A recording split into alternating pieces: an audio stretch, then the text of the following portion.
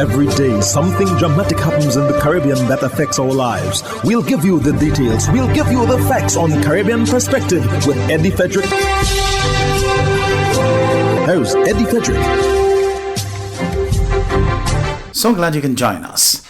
Did a secret shipment of Phsyzer Vaccine enter Trinidad and Tobago under the cloak of darkness? This story takes the lead in our 1127th edition of Caribbean Perspective for Friday, 4th June 2021. Details after this break. Did you know that your friends and family can now shop at the food fair from anywhere in the world and you can receive here in Grenada? The food fair and GrenadaMarket.com now make it possible through secure online shopping and personalized customer service. Simply send your loved ones a list of your preferred items or let them fill an online basket and the items will be available for pickup or delivery. Visit GrenadaMarket.com or thefoodfair.gd today for more details. The new norm. Spread the news.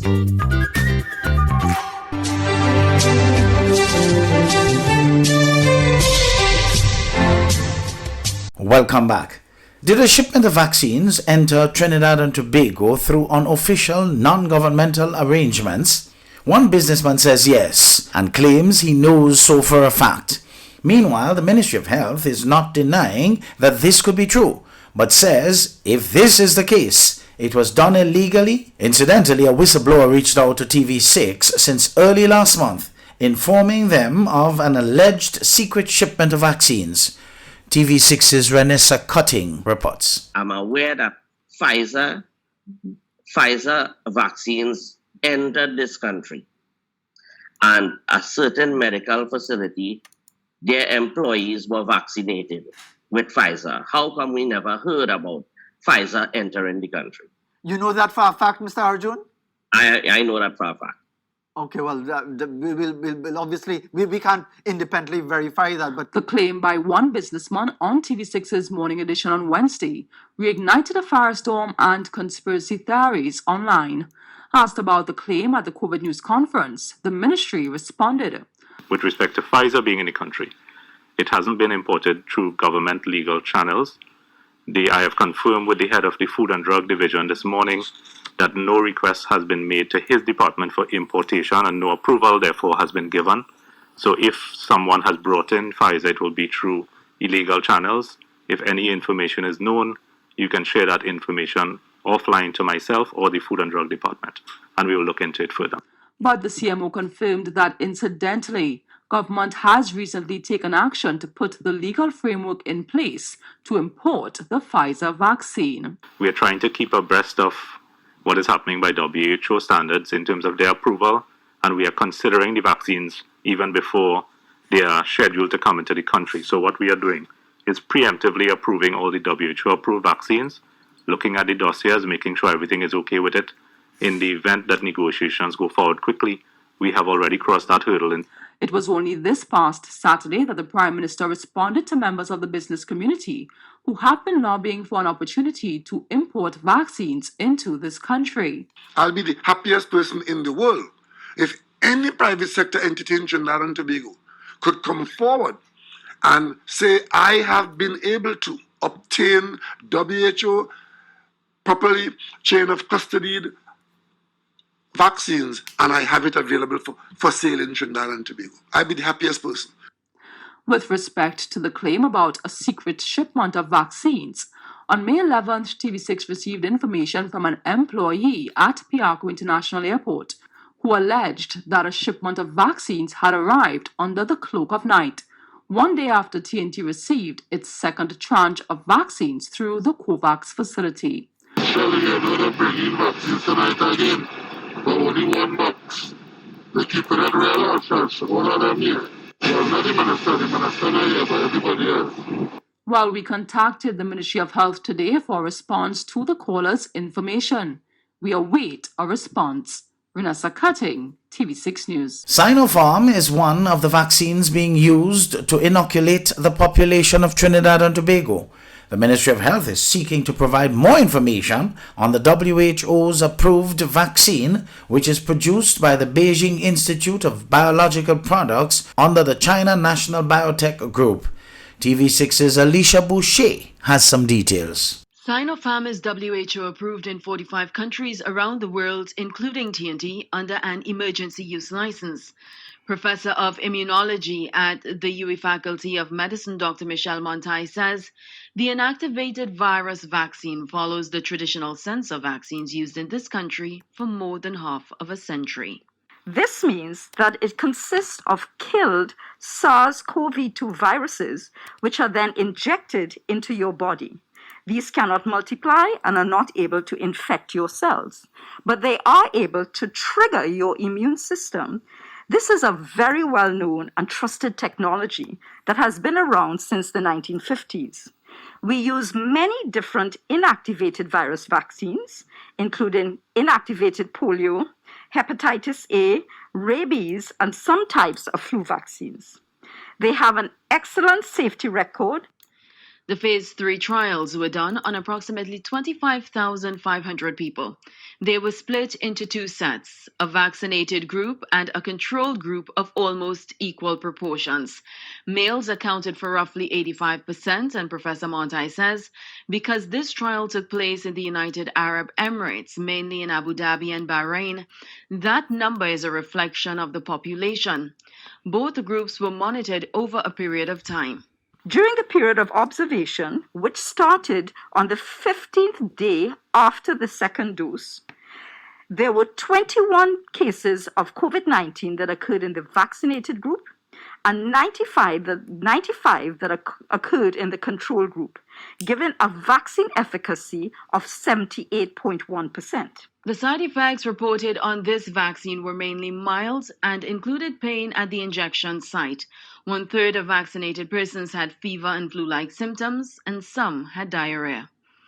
But Dr. Montai says real-world effectiveness is the true test for any vaccine, as she references the East African country of Seychelles, where Sinopharm and AstraZeneca were used to vaccinate 86% of a target population.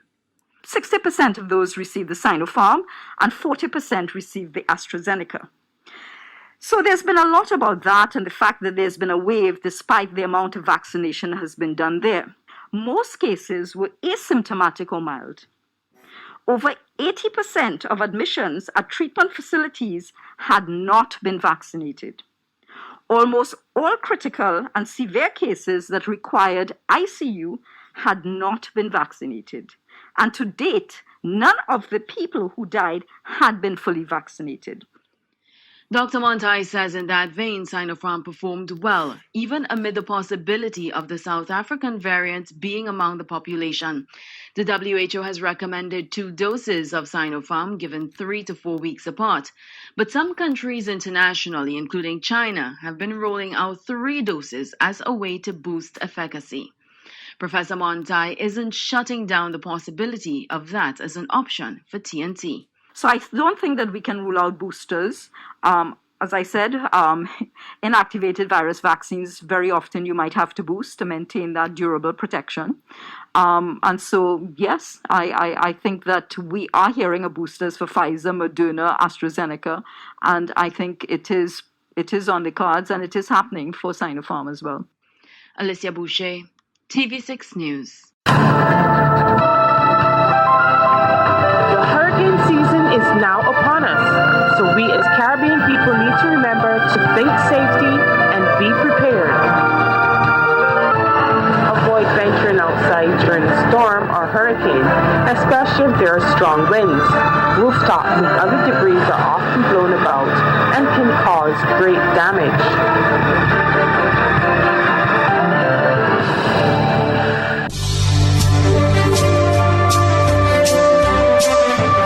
You're listening to Caribbean Perspective with Eddie Frederick.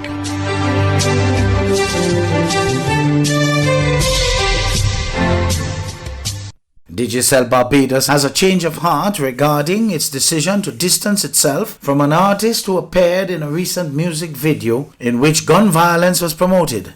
More in this Barbados Today online news item. Telecommunications giant Digicel Barbados has a change of heart about his decision to cut ties with soca and dancehall artist Led Pipe In the midst of a firestorm of criticism over his appearance along with other entertainers in a recent music video promoting gun violence and gang activity.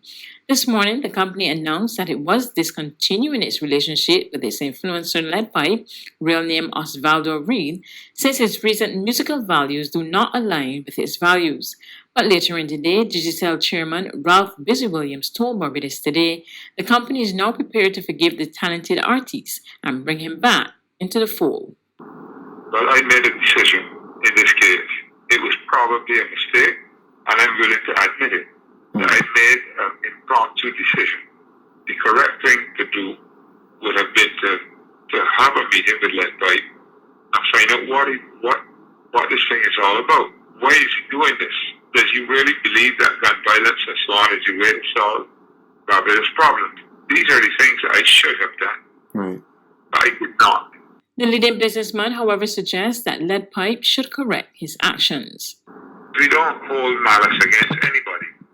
But what I would like for him to do, and for the other people that were involved in the video, is to do another video now that sends the opposite message.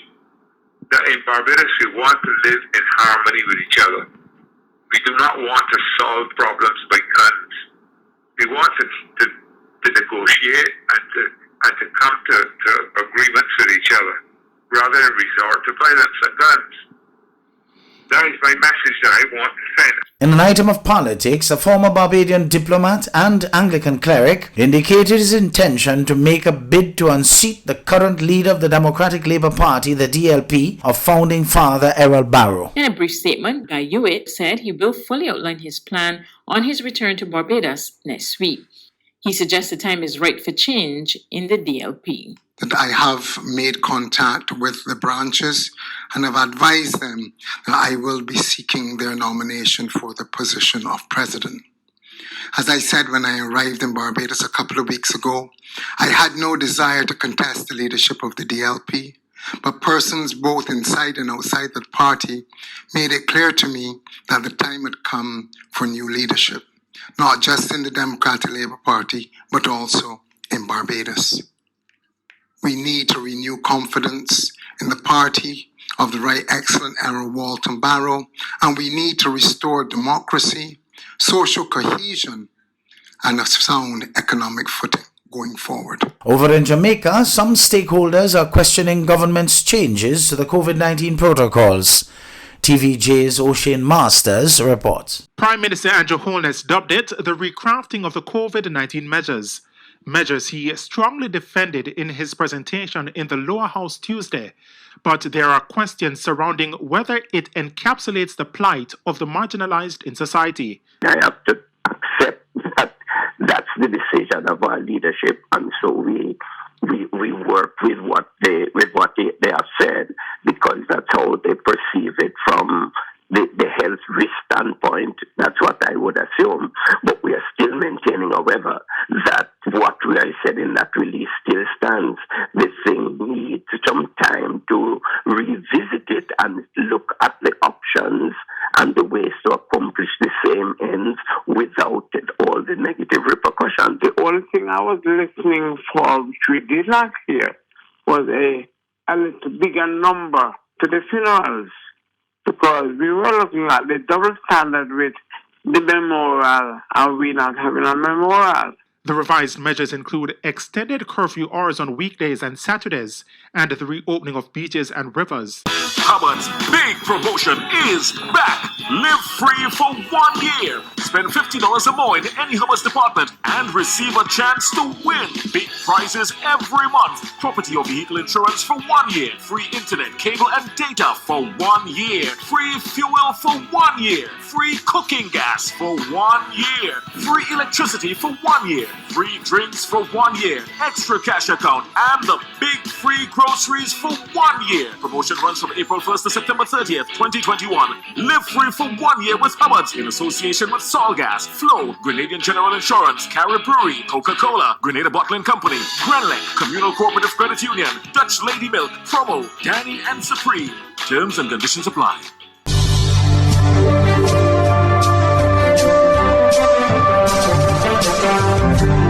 I am Eddie Frederick, wishing you a restful weekend. This has been Caribbean Perspective, a whole new approach to highlighting developments in the Caribbean. In the meantime, please continue to log on to CaribbeanPerspective.com for more daily news and more.